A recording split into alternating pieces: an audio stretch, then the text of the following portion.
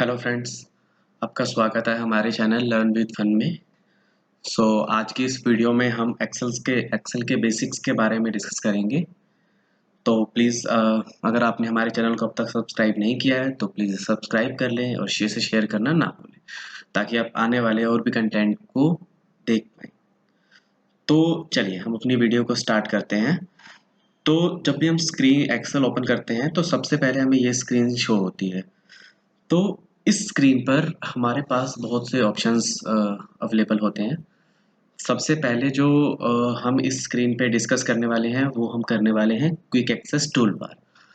तो ये quick access tool bar जो है ये हमारे पास ये टॉप लेफ्ट कॉर्नर में अवेलेबल होती है। यहाँ से हमारे पास कुछ शॉर्टकट्स होते हैं जिससे हम एक्सेल को यूज़ कर सकते हैं। जैसे कि यहाँ पर बाय डिफ़ॉल्ट यहाँ पर सेव का ऑप्शन अवेलेबल होता है, और जो भी हमारा रीडू और अंडू वाला ऑप्शन होता है वो यहाँ पर अवेलेबल होता है। तो जो हमारी ये क्विक एक्सेस टूल बार है इसे हम एडिट भी कर सकते हैं। ठीक है, तो इसे एडिट करने के लिए आपको क्या करना होगा, आप इस एरो पे क्लिक करेंगे और जैसे कि अगर आप चाहते हैं कि आप यहाँ पर आपको सॉर्ट असेंडिंग वाला ऑप्शन मिल जाए, तो आप जैसे इसे क्लिक करेंगे आपको सॉर्ट असेंडिंग का ऑप्शन यहाँ मिल जाएगा। ठीक है, तो जो इसका सेकंड कंपोनेंट होता है वो होता है इसका मेन मेन्यू, जिसे हम नेविगेशन बार भी कह देते हैं। तो जो हमारा मेन मेन्यू होता है इसमें रिबन होता है। इस रिबन पे हमारे पास बहुत सारे ग्रुप्स में फंक्शंस अवेलेबल होते हैं। ठीक है, तो मेन मेन्यू में डिफरेंट डिफरेंट टैब्स हैं, जैसे home, insert, page layout, formula, data review and all this. तो हम इन सब के बारे में एक एक करके डिस्कस करेंगे। तो यहाँ पर हम अगर इस पर डबल क्लिक करें होम पर तो ये हाइड हो जाता है जो रिबन है नीचे, और जैसे ही हम इस पर फिर से डबल क्लिक करते हैं तो ये हमारा शो हो जाता है। ठीक है, और यहाँ पर एक और ऑप्शन भी है इस रिबन को हाइड करने के लिए। तो जो रिबन पे ही राइट बॉटम कॉर्नर पे अप एरो का साइन होता है, जैसे ही हम इसे क्लिक करते हैं ये यहाँ से हाइड हो जाता है। और हम जैसे ही किसी भी टैब को हम शो करना चाहते हैं तो हमें जस्ट डबल क्लिक करना है वहाँ पर, तो ये हमारा शो हो जाएगा। ठीक है, तो जो हमारा थर्ड कंपोनेंट है वो है हमारा नेम बॉक्स।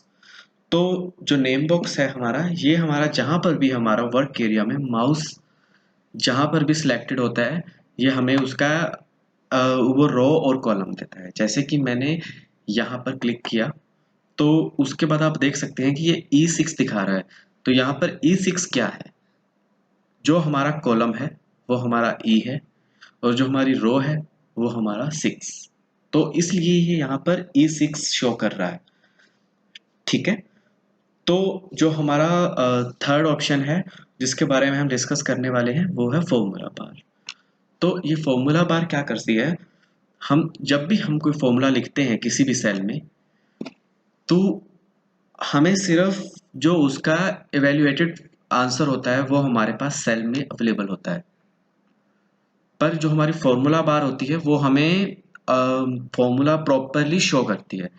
जैसे कि आप यहाँ पर देख लीजिए, अगर मैं यहाँ पर डालूं कि 5 + 8, तो ये देखिए जैसे ही मैं इस सेल को सिलेक्ट करूंगा तो आप देख सकते हैं कि मुझे फॉर्मूला बार में मुझे फॉर्मूला दिखाई दे रहा है कि 5 + 8, पर मैं यहाँ पर जब देख रहा हूँ सेल में तो मुझे सिर्फ एवेल्युएटेड वैल्यू दिखाई दे रही है जो कि 13 है।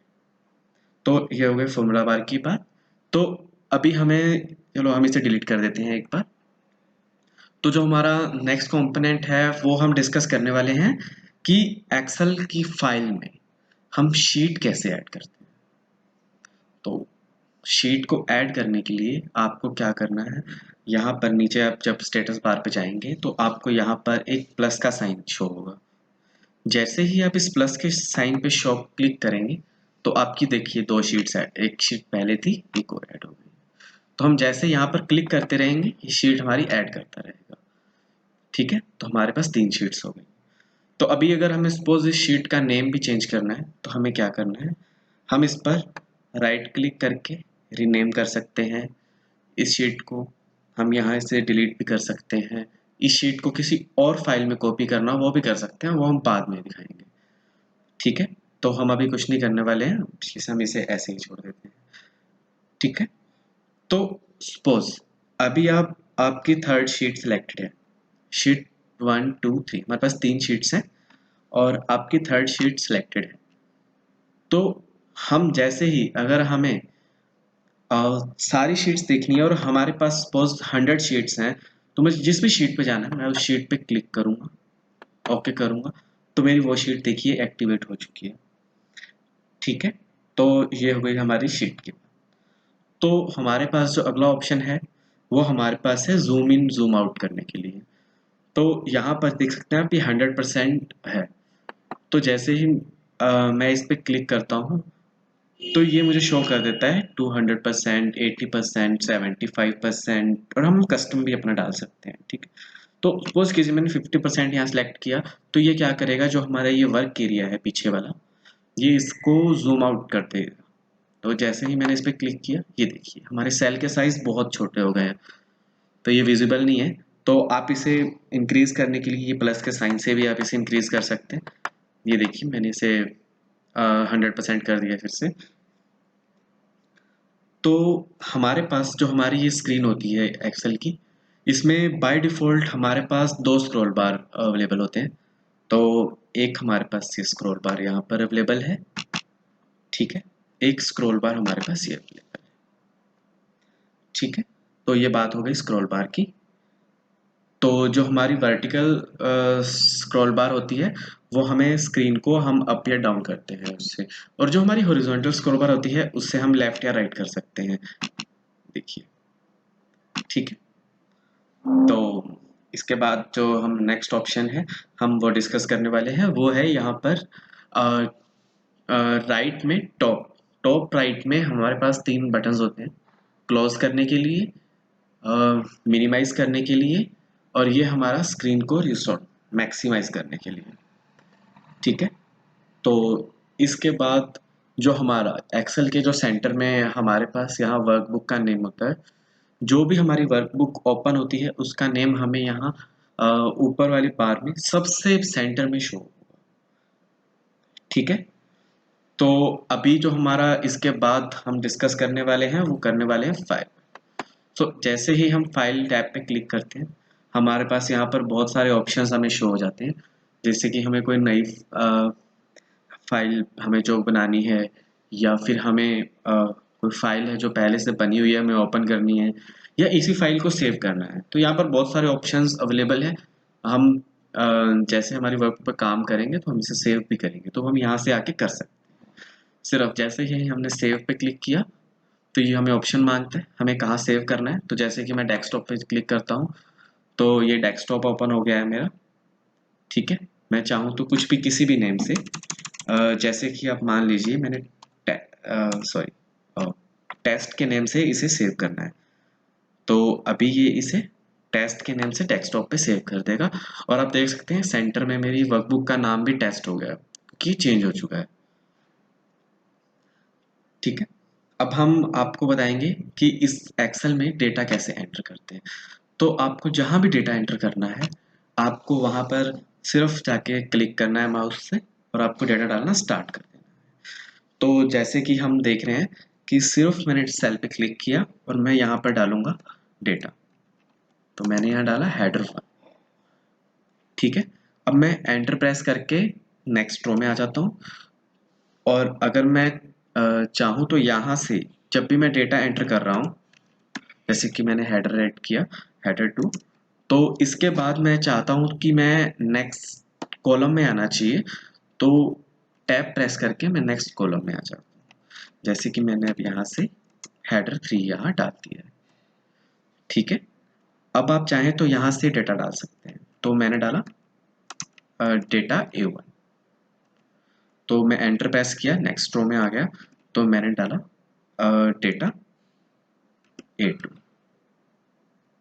ओके, तो यहाँ पर हम डालेंगे कुछ भी जो हमें डाटा डालना है। जैसे मैंने यहाँ डाला डेटा B1, ऐसे ही हम यहाँ पर डेटा डाल सकते हैं कहीं भी, डेटा B2 एंड ऑल। तो हमारे पास जो हम आगे डिस्कस करने वाले हैं वो हम डिस्कस करने वाले हैं वर्कबुक और वर्कशीट, इन दोनों में क्या डिफरेंस होता है। ठीक है, तो जो हमारी ये टेस्ट के नाम से हमारी जो फाइल हमारे डेस्कटॉप पे सेव हुई है, मैं आपको दिखा देता हूँ। ये जो फाइल है टेस्ट के नाम से हमारे डेस्कटॉप पे सेव है, ये हमारी वर्कबुक है, ये जो कंप्लीट हम देख पा रहे हैं। और इस वर्कबुक के अंदर हमारे पास डिफरेंट डिफरेंट वर्कशीट्स हैं, जैसे कि शीट 1, शीट 2, शीट 3, ये हमारी वर्कबुक्स हैं। ठीक है, तो अब हमें डिफरेंस पता लग गया है कि वर्कबुक क्या होती है और वर्कशीट क्या होती है। ठीक है, अभी हमें अगर सपोज यहाँ पर अगर हम मल्टीपल सेल्स हम सेलेक्ट करना चाहते हैं, तो हम उसे जस्ट जैसे यहाँ मैंने क्लिक किया, मैंने लेफ्ट क्लिक प्रेस किया हुआ है अभी, और मैं इसे जिधर भी ड्रैग करूँगा वो सब सेल सेलेक्ट होते रहेंगे। जैसे मैंने अभी राइट में ड्रैग किया, अब मैं माउस को लो ड्रैग करूँगा तो ये मेरे सभी सेल सेलेक्ट हो गए। ठीक है, तो जैसे ही हमारे ये जो सेल सेलेक्ट हुए हैं, हम इसे रेंज कहते हैं। जब भी हम एक सेल सिंगल सिंगल हमारा जब सेल सेलेक्टेड है तो हम उसे सेल कहेंगे, और जैसे ही हमारा यहाँ पर मल्टीपल सेल सेलेक्टेड है, like more than one cell, it's either it's 2 cell or it's 3 cell, it's 6 cell, it's like 12 cell, so everything is like range जब multiple cells हमारे selected हो जाते हैं। ठीक है, तो उसके बाद हम वर्कबुक को कैसे सेव करेंगे, तो मैं आपको वो बता देता हूँ। जैसे फाइल में गए, हमने इसे सेव तो पहले कर लिया, तो हम इसे सेव एज करना चाहते हैं किसी और नेम से, तो हम यहाँ क्लिक करेंगे जहाँ भी मुझे सेव करना है। ये मेरे रिसेंट ऑप्शंस हैं, मैं यहाँ जाके ब्राउज में जाके मैं इसे कहीं और भी सेव कर सकता हूँ। जैसे कि आप चाहते हैं कि मैं इसे कहीं भी लाइक पीसी में जाके मेरे पास और भी ड्राइव्स हैं, तो मैं इसे न्यू वॉल्यूम एफ में सेव करना चाह रहा हूँ, तो मैं यहाँ पर जाकर इसे वर्कबुक के नाम से इसे यहाँ से सेव कर दूंगा। तो इसे आप सेव करने से पहले यहाँ पर बहुत सारे ऑप्शंस भी हैं, आप इसे किसी भी फॉर्मेट में सेव कर सकते हैं। जैसे कि जो एक्सेल माइक्रो इनेबल्ड वर्कबुक है, ये सेव होगी एक्सेल एस एम के एक्सटेंशन के साथ। जो रिसेंटली जो अभी वर्जन चल रहा है एक्सेल का, उसमें नॉर्मल वर्कबुक्स एक्सेल एक्स के नाम से सेव होती हैं, बट पहले एक्सेल एस के नाम से सेव होती थी। ठीक है, तो हम यहाँ से इसे CSV में भी सेव कर सकते हैं, PDF चाहे तो हम वो भी जनरेट कर सकते हैं। ठीक है, तो हम यहाँ से कुछ भी जो भी हम करना चाहें, जिस भी फॉर्मेट में हम सेव करना चाहें वो हम कर सकते हैं। तो हम इसे अभी के लिए एक्सेल वर्कबुक में सेव करेंगे, और ये हमारी वर्कबुक अब सेव हो चुकी है। ठीक है, तो आज की वीडियो के लिए सिर्फ इतना ही। तो जल्दी ही मिलते हैं हमारी अगली वीडियो के साथ, उसमें आपको और भी बहुत से इंटरेस्टिंग कंटेंट आपको देखने को मिलेंगे। तो प्लीज़ अगर आपको ये वीडियो पसंद आई हो तो प्लीज़ शेयर करना मत भूलें, और please subscribe to my channel. Thank you so much for watching my video.